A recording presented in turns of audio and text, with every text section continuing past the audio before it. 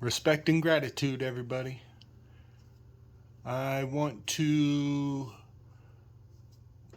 finish off this mathemagical expedition, and it may take me another couple videos. So here we go with number 2.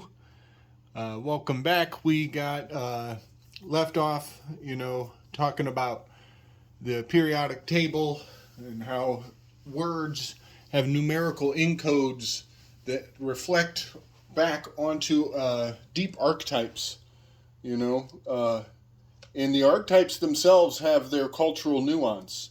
This is an Old Testament story, which comes through from Hebrew, from Greek.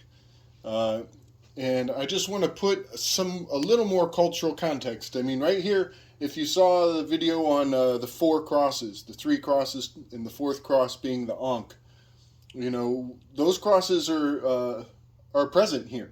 This would be the Greek cross. The Greek cross, let me get my pen, was the mutable cross. It's also the Coptic cross. It's the cross of 10.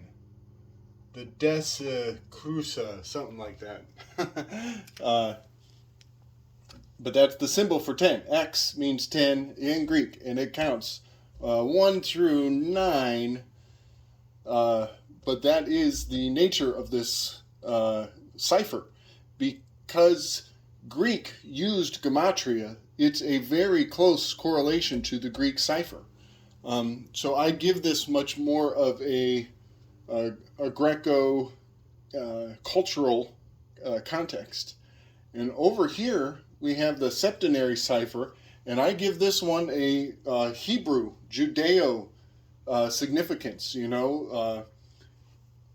the cultural reflections of these two ciphers become very important depending on the concepts that you're dealing with. Eventually we'll be talking about Egyptian characters, so we might want to lean into this septenary. When we talk about Greek characters, you may, for certain reasons, in a certain light, you might want to look through this cipher over here. And that will tell you much regarding what cultural lens you're using, much like Benjamin Franklin and his decoder glasses, or Joseph Smith and his decoder glasses. We are putting on decoder glasses. We're looking at this through certain lenses or ciphers. So just keep in mind, this one, part of the reason why this one gets the Judeo slant to it has quite a bit to do with the menorah, and the symbology of the menorah and the mythos of the, come to think of it, throughout the Bible, you will find both of these ciphers interweaving together. And, hermeneutic wisdom falls back on understanding this and the nature of these alchemical, archetypal, mathematical, astrological correlations. I'm going to have to play that back and write that word down. I think I just made it up. Okay, so I want to go into, I want to start down here in the corner. I want to talk about the hand, the mano. It's very interesting that the hand is, in Latin, also means, I see the word one, the one hand. It also means, mano with an A is a man. Quite a bit to think about there. And on the hand, there are many sacred numbers. Marty Leeds goes into this. A lot of people have gone into the gematria of the hand. But I just want to point out there are 14 is a very special number because of the 14 pads on your hand. And that 14 even breaks down into other sacred divisions of numerical significance. These digits consist of 3 pads, 1, 2, 3. And there's 4 categories of 3. So right there, you're looking at the 12. And 12 is a very sacred number. It's the months of the year, conceivably. So categorically, you have 4 groups of 3 right here. So when you see 4 and 3 popping up, 4, 3, as we go forward, I'm just going to hail back to the 4 and the 3. But now I'm going to make it even more complicated because look here, the thumb has the 2, the duality. It only has 2 pads to it. So the 2 and the 3s and the 4s, and there's only 1 thumb. So 1 thumb, 2 pads, 3 pads, and 4 types of 3-padded fingers. So right there, you could very easily put together some numeric sign language with only using a single hand. And breaking into the number 6, strangely enough, you need to resort to a second hand, which will come up eventually in the sacred break between 5 and 6. I don't see. Oh, here we go. Here we are. 5 and 6. That's the minor arcana is 56 cards of divided into 4 seasons. So just wanted to make that 5-6 correlation. All the numbers on your hand. Now, real quick, I'm going to show you how the hand is the tool. It is the 2 L's. And right there, showing you the 2 L's. Which way is L? 2 L's. I'm going to show you how you take your 2 L's and you make structure. You make geometry. You make sacred temples with tools. And so these 2 L's are very miraculous if you analyze them for long enough. Certain shapes and characters come to life. Woo! Right? But you got the 2 and the 2. You got the 3 and the 3. You got a 90-degree angle. So many miraculous truths are just hidden right in plain sight. So remember, I said you got your 3s and you got your 2s. Let's look at the letter L in the cipher. Letter L in septenary gives you a 2.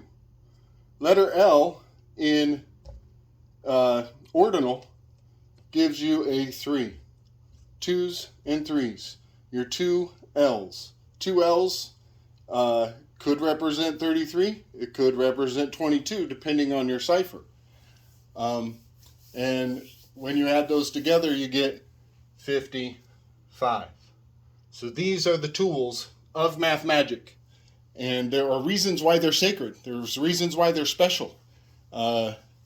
And the more versed you are in the anatomy of the alchemy of the words that you're building with, the deeper and more harmonically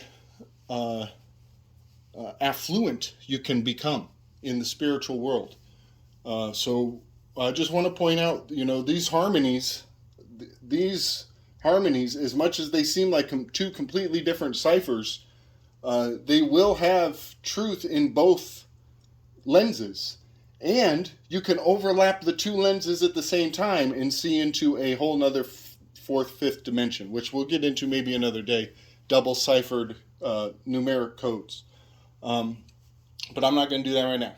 So that was a long roll just to get through this first corner. So 2 L's, the 3s, the 2s, the codes of the 14 and the 28.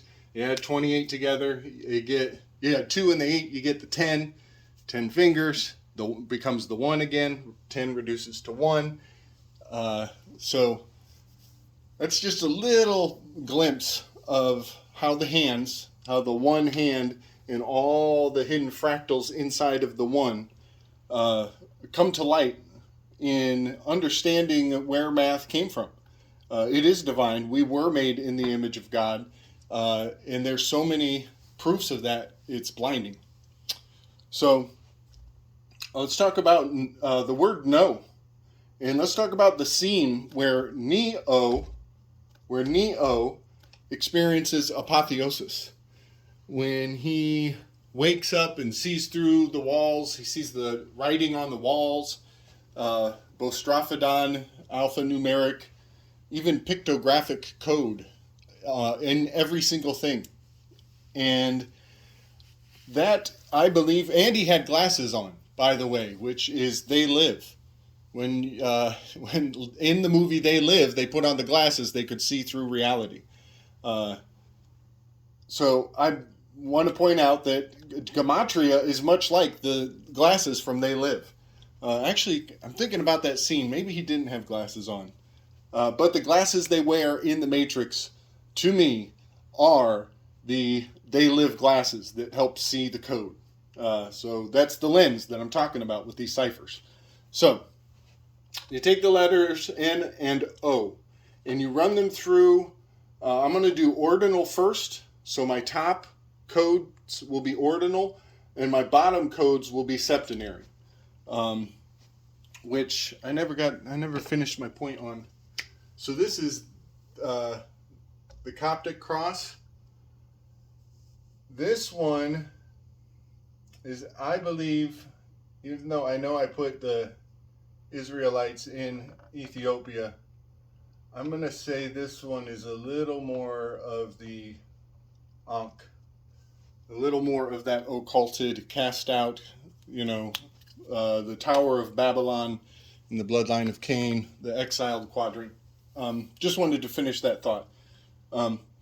So Neo puts up his hand and he says no to the agents. And that's his first word as an apotheosized Neo.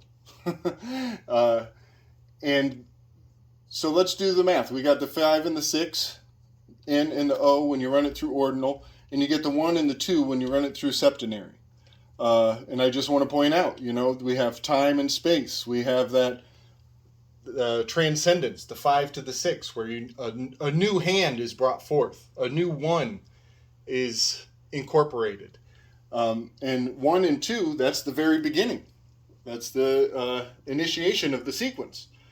But I just want to point out that letter 12 is L in ordinal, and letter 11, when you add the 5 and the 6, is K in ordinal. And we have pointed out before, there's that, the kingship, and this is godhood, the one above the king, So, highly significant that such a commanding charge is powerful with the letter K and the letter L, king and lord. So we want to reduce those to their next level, and 11 becomes 2. You reduce 12 and it becomes 3. That's the 23. Very significant number right there, 23 chromosomes. We're speaking to a very primordial level of being when we say no. And I just want to point out, when you reduce them and they stack up to 23, well, you can add them and they become 23. And this is part of the harmonic power of doing Gematria. And a lot of people are sitting there watching saying, well, that all becomes 5, no matter which way you reduce those, and it becomes 5. So 5 is the hand he's holding up to stop the agents. He says no, and he holds up his 5 fingers, ready to put a whooping on. Would you look at the Hierophant card? Look what the Hierophant card number 5 of the tarot. Look what he's doing. He's holding up his hand. They got to bring it in. I'm bringing it in. Neo, 5. Time to start a new cycle. Get that 6th finger in there. I'm going to call it a show there, folks. We'll start up in a minute and try to get through the rest. Peace.